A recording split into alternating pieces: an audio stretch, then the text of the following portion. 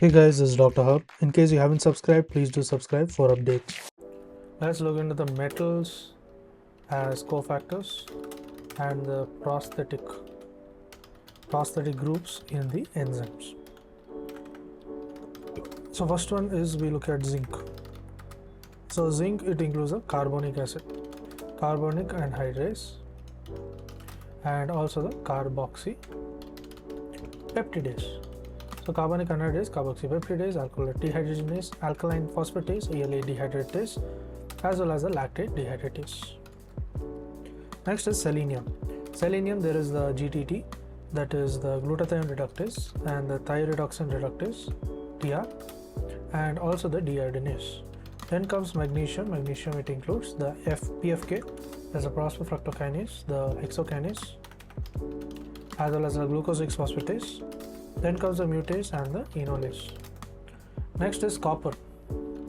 Copper, it includes the cystosolic superoxide dismutase, cystosolic superoxide dismutase, and the thyrinase, the cytochrome C oxidase, the lysyl oxidase, the amino acid oxidase. Then is the molybdenum. Molybdenum is nothing but the dinitrogenase. Then comes the xanthine oxidase. Then comes the sulfide oxidase. Then manganese mitochondrial superoxide dismutase, enolase, arginase, hexokinase, phosphofructokinase, as well as ribonucleotide reductase. Then comes iron, the succinate dehydrogenase.